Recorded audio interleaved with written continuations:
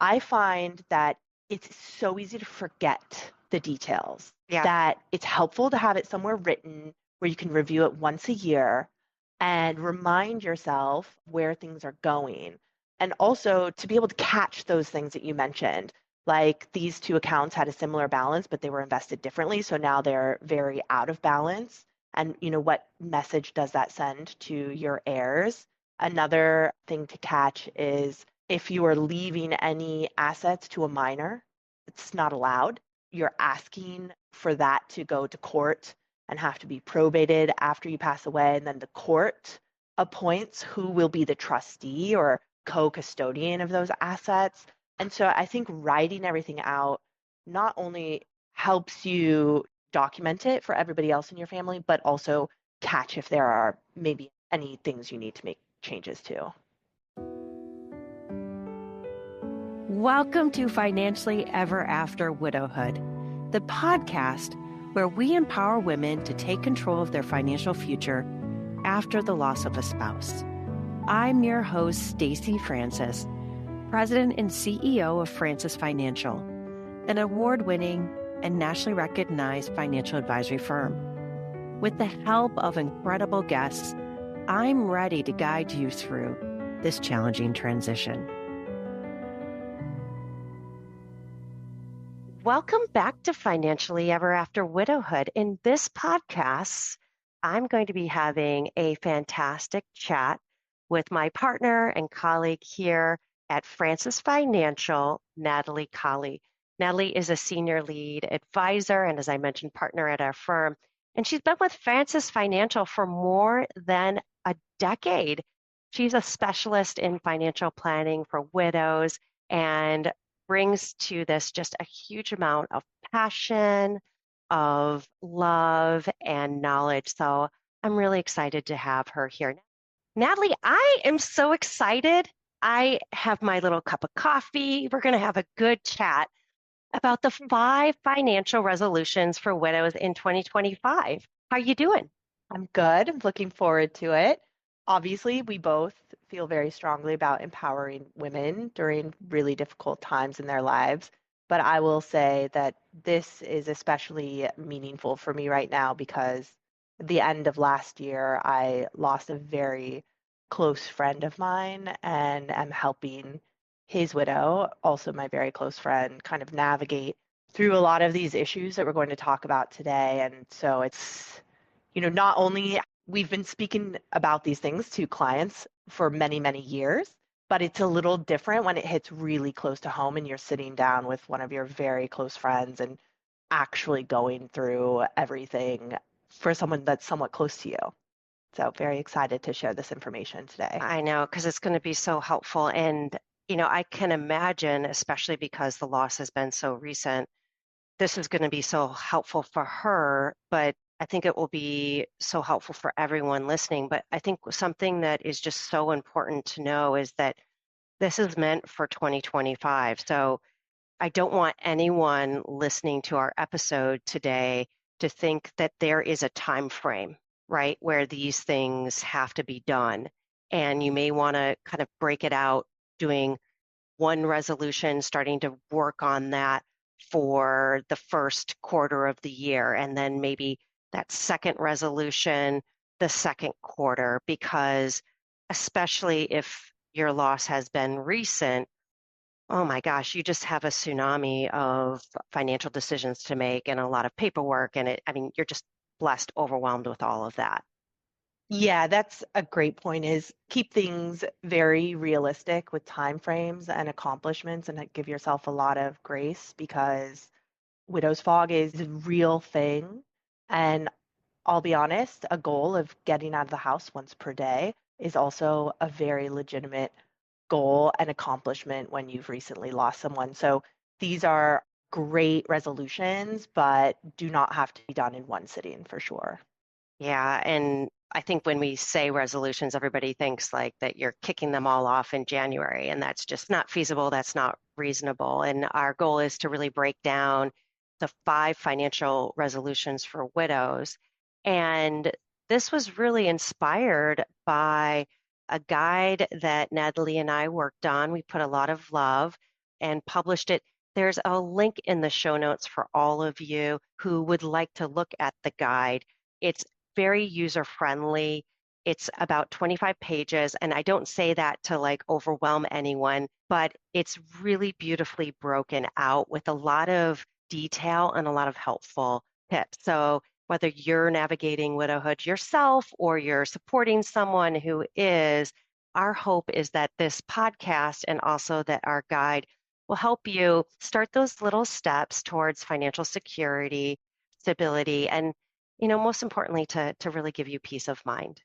Yeah, and one of the phrases that I like to think of when it comes to tackling these things, for widows, like very often the women we help have not been necessarily managing all of the long-term financial decision making in their household. And even if they were, they had a partner to do it with. Hmm. And losing that partner is devastating on a whole bunch of levels, but the financial logistics of doing it alone can feel really daunting. So I like to think of this as a dark corner is only scary until you shine a light in it. And Hmm. this is the way these financial resolutions are your flashlight.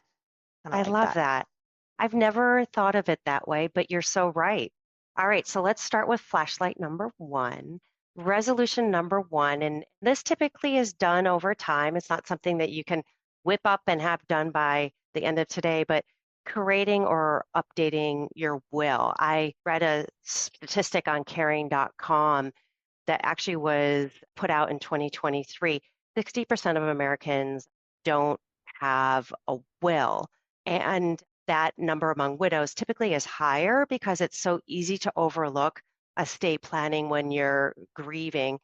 Can you talk a little bit about like what the first steps are as you start to think about updating your will and reaching out to an estate planning attorney? Yeah, as you mentioned, this is not something you're going to sit down and do in a 1 hour time frame. It is a little bit of a process. However, it's an incredibly important process for those you love, especially for widows who are going through this themselves. You can think of a will as a love letter for your family and your loved ones that you're leaving behind. The most natural starting point is to list out all of your assets. So obviously start with the easiest ones: bank accounts, both checking, savings, 401k, pension plans, IRAs, cars, house, etc. Get all of that organized. And if you're nervous about maybe having one piece of paper in your home that lists the balance of all of these things, you don't maybe even necessarily need to have the balance there, but just sort of where the institution is. Maybe you round up on the approximate, whatever. Just getting a list of everything in one place, that's the most important place to start. But also, don't forget to have some conversations with family members about what maybe personal items they may feel are important to them. Personally, my dad moved to Ecuador. He got rid of 80-90% of his things, and he said, hey, if you want anything, go and get it. And there were some very specific items of his from growing up that I really wanted. And they absolutely have no value, but they're very Hmm. important. So part of creating a will is starting to have these conversations with family members and see what might be important to them, in addition to listing the obvious assets.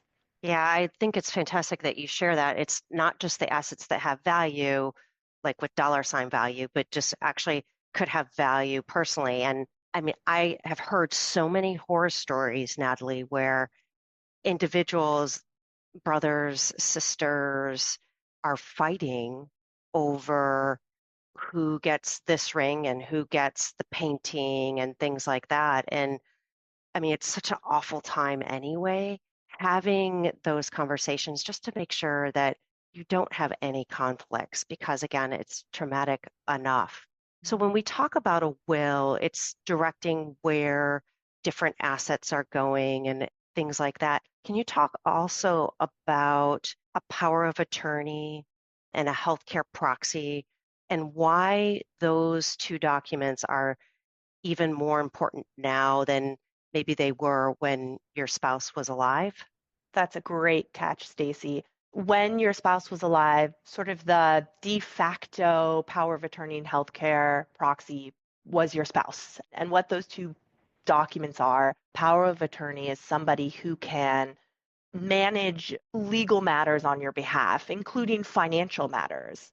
So a power of attorney has the right to, well, you can customize what rights they have, but broadly speaking, they can manage your financial affairs on your behalf and they can make financial transactions happen again on your behalf. So more the financial side of things. And then a healthcare proxy is someone who can make health decisions, medical decisions on your behalf in the event that you are incapacitated or otherwise can't make those decisions for yourself. And a lot of people don't understand that people who are not your spouse, whether they're your children or your best friends or your living partner for many, many years, are not necessarily legally entitled to make those decisions for you.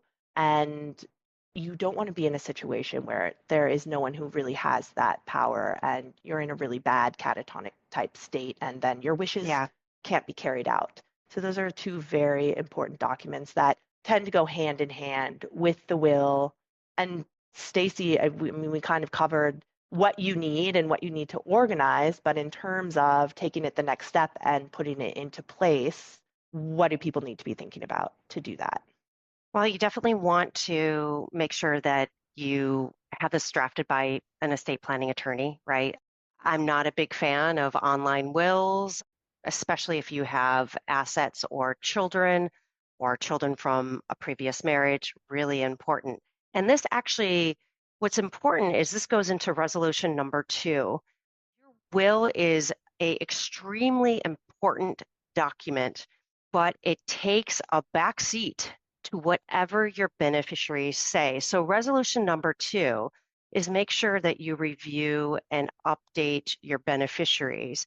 This is really key because, like I said, beneficiaries trump a will. So if your life insurance policy lists your spouse as the beneficiary, but in your will, you have updated it and it correctly now lists your children or maybe even a charity, you're going to have some snafus with the fact that your beneficiary, number one, is deceased, but number two, that it's the wrong beneficiary. So when we think about beneficiaries, Natalie, can you talk a little bit about what are the typical types of accounts and products that we tend to have beneficiaries on so that our listeners can kind of write them down and make sure, oh yeah, let me check that, let me check that, let me make sure that it's updated.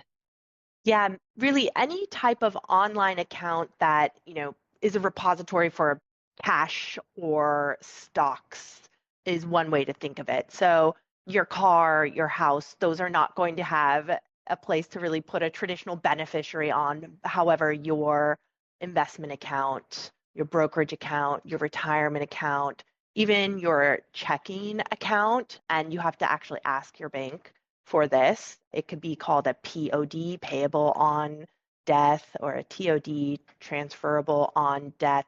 But typically the default is the bank just sets up an account with no beneficiaries on it. So you do have to take the step for checking and savings accounts typically to add a beneficiary there. Yeah, and that's important. And the other thing that has happened is that I've heard again many horror stories about beneficiaries creating unintentional inequalities.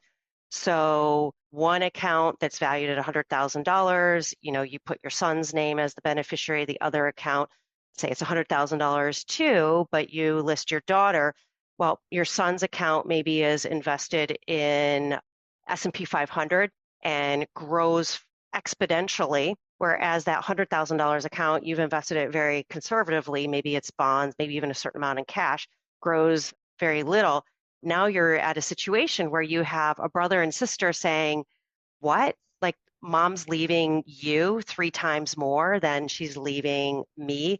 So that's definitely a key to worth noting, making sure that you don't do that. Just don't do that. Can you also give, I know you've got a pro tip. You've got a pro tip on how you can keep track of these beneficiaries. What do you recommend? Well, I am really a fan of sort of two things. One, I really strongly recommend that people have that sheet somewhere printed in their home. I know no one likes paper, It can be in a binder, it can be in a safe with the will and the Hmm. other, healthcare proxy, power of attorney, all of those original documents may be in a fireproof safe that a very trusted family member has the password to get into. And I like to write it out, physically write it out, because I find that it's so easy to forget the details, Yeah. that it's helpful to have it somewhere written where you can review it once a year and remind yourself where things are going. And also to be able to catch those things that you mentioned, like these two accounts had a similar balance, but they were invested differently. So now they're very out of balance. And what message does that send to your heirs? Another thing to catch is if you are leaving any assets to a minor, it's not allowed. You're asking for that to go to court and have to be probated after you pass away. And then the court appoints who will be the trustee or co-custodian of those assets. And so I think writing everything out not only helps you document it for everybody else in your family, but also catch if there are maybe any things you need to make changes to. You make so many good points, and there is just a field of minds out there of mistakes you can make. So make sure you take a look at the guide. We go through a lot of recommendations on how to make sure that you're not doing this, right? Well, we talk about trust, we talk about a lot of really important things, how to choose the right executor, how to choose the right estate planning attorney. There's a lot of detail in there. So I know that this is kind of a tight podcast. We're trying to get through a lot. So I'm going to jump to the next one. The next one is one of my favorites, but because I love you so much, I'll let you talk about it. Talk about resolution number 3, Natalie. Well, resolution number 3 is creating a smart budget. And I was going to say before you said that, Stacy, that budget is a 4-letter word for many I people, know. Let's call it a cash not for flow you. plan. A cash flow plan. I love the budget. It makes me feel safe, but I realize that I'm a little bit of a handful when it comes to like tracking my money. Well, that's the point, right? This is one of the most important flashlights, if you will, to help you feel in control of your finances, Hmm. is putting pen to paper and getting a handle on what are your outflows each month and what are your inflows each month. Studies show that widows' income drops on average by 35% after the loss of her spouse. That's a huge That's disturbance. huge. That's huge. And understanding what that new cash flow looks like for you, getting on top of that right away is going to be really, really important to feeling better about your overall financial situation. Ignoring it is going to make you feel way, way worse. So this is something that we highly recommend as a first step almost. And a nice rule of thumb, because a lot of people will ask, like, well, what can I spend? It's different for everyone, but in our guide, we lay out a really nice framework to help you start to put on glasses to look at your spending in a new way. And the framework is 50-30-20 rule. And essentially 50% of your spending should go towards needs. They're like the essential things, right? Housing, healthcare. 30% for the wants, travel, hobbies, entertainment, dining out. And then the final 20% savings towards savings, or if you have debt, paying down debt. So that's a nice framework that you can use. But Natalie, I know that tracking your spending is not an easy thing to do. Are there any tools that you can recommend to make it a little easier? Yeah, and there are definitely some great tools out there. You Need a Budget is a fantastic tool. Good Budget is another option out there. And there are constant iterations of amazing tools for people from, just very simple to as complex as you can imagine. I would also say tracking your budget, doing a monthly budget, it's going to be really helpful for the first year, maybe a little longer, but you don't have to be stuck in that minutia forever. It's, really a tool to kind of get a handle on what the overall situation looks like and then kind of move on from there once you're more accustomed to the new cash flow situation.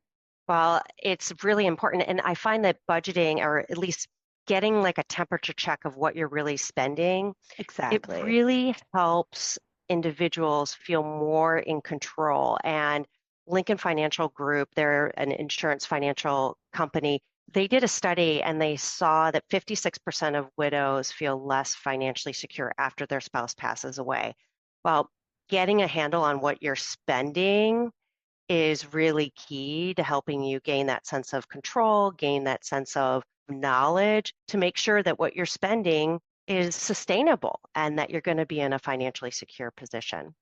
Now, one thing that I have noticed a lot of the women that come to us who have lost a spouse are very nervous about is the investment piece. Yes. And some, when they sit down and they do the cash flow analysis, this much is coming out, or this is what I need, and here's my Hmm. income, and oh my gosh, my income doesn't cover my expenses. What do I do? They tend not to think about the fact that they have this wonderful retirement portfolio that has been built over decades to Yeah. support them in this moment. But maybe you can talk a little bit about what widows should be thinking as they kind of Hmm. approach the investments side of the equation. So, Natalie, you totally teed up resolution number 4, and that is reviewing your investment portfolio. You hit the nail on the head that your portfolio has been built most likely over your lifetime, and it can be very empowering to start to learn more about investing, learn about your money working for you. But what I do find is that a good number of the clients we work with, they were not the one really in like on top of the investing. It wasn't really their thing. And so sometimes we'll even just kind of ignore the portfolio. And I encourage everyone to make sure that you look at that portfolio, understand what your money is doing for you.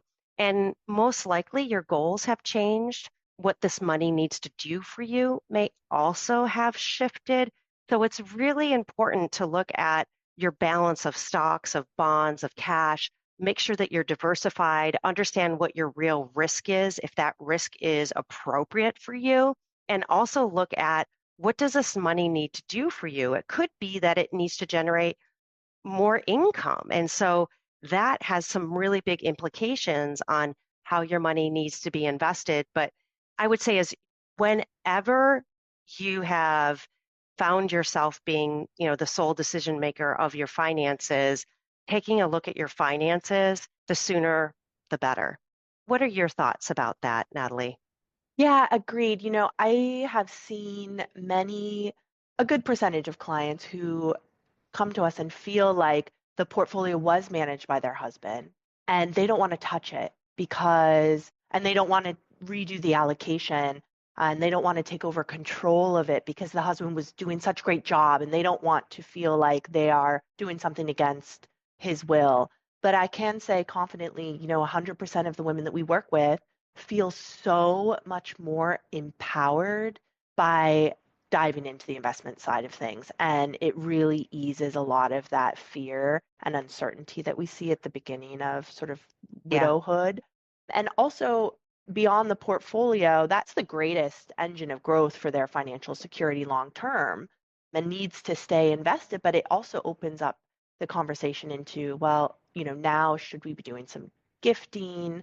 What are some additional, more strategic long-term plays that we have in front of us? And that's where working with a professional or many professionals on your team can really be beneficial yeah. for a widow. And so that sort of takes us into resolution number 5, which is seeking professional guidance.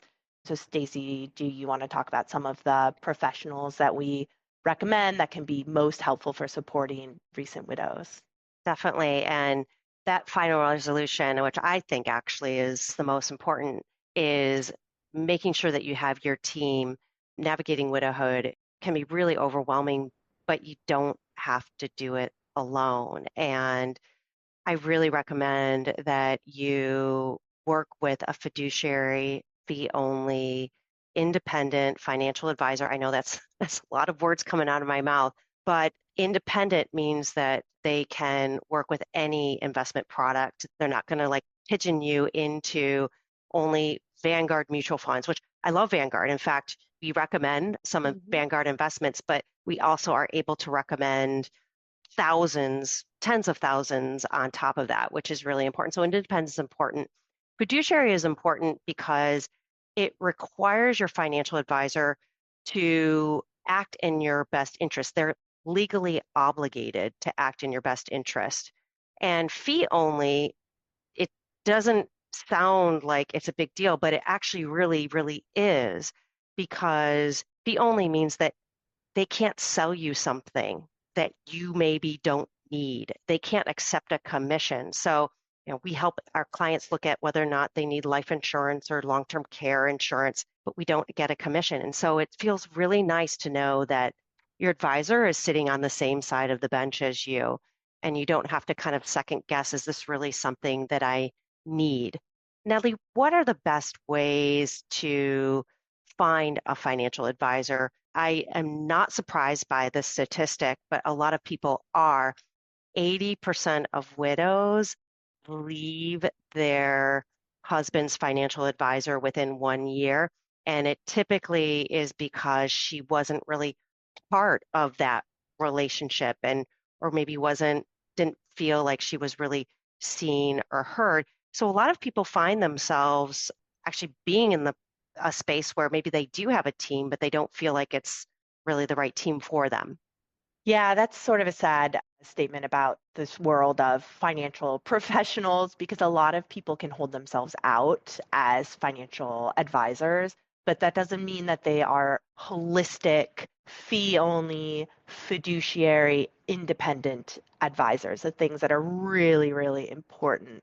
So I would recommend starting with Fee Only Network. That is a network of fee-only advisors who work in this holistic fee-only capacity. NAPFA, NAPFA, that's the National Association of Fee-Only Financial Advisors, is also a great network to look at. Obviously, friends and family as well, with the caveat that I do see a lot of times very well-meaning family and friends say, hey, like talk to my guy at like this big bank. And that's Mm-hmm. not always necessarily what you need to look for. So when you're talking to advisors, very important that you feel extremely comfortable with them, first and foremost, comfortable with their communication. They should be very prompt in their response. You should be able to really get a feel for how they work. They should be meeting with you several times. This is a big decision, and you want to make sure comfort above all else. And they should ask about their experience working with widows. There really are some specific tax savings, some planning strategies that there are time frames on. I know everybody says don't make any big financial decisions within a year, but the reality is there actually are somewhat short windows within which you can take advantage of a couple opportunities for some planning that will set you up long term for very good success. So you want to make sure that you are in the right hands with people who work with a lot of widows and that you feel really comfortable speaking with them. Well, we are going to wrap up. That was so powerful. And I just wanted you to know that these resolutions, they aren't just about managing money. It's really about building your life, giving yourself more clarity, more peace of mind, more security. And if you'd like to see the full guide, again, 5 financial resolutions for widows in 2025, you can visit the show notes. Actually, we'll have a link to the Fee Only Network as well as NAPFA there as well. Also, feel free to share this episode or the guide with someone that you know that might benefit. And thank you for joining us on this special episode of Financially Ever After Widowhood. Here is to a year of healing, to empowerment, and to financial security. Yeah, take care, everyone. And remember, you do not have to do this alone. Thanks, Natalie. Thank you for joining. Thank you for tuning in to Financially Ever After Widowhood. If there's a question you'd love for us to answer on the podcast, we can do that for you. All you have to do is give us a call, and the number is 347-682-5580. Let me say that again, 347-682-5580. Whether you're working with an advisor or you're maybe doing it on your own, we invite you to reach out to us at www.francisfinancial.com, or you can email me at Stacy, Stacy, at francisfinancial.com. Our hope is to be a resource for you to help you also find a great financial advisor, whether that be with our firm or one of our trusted colleagues. Please be sure to like, rate, and subscribe to the podcast, and join us next time on Financially Ever After Widowhood.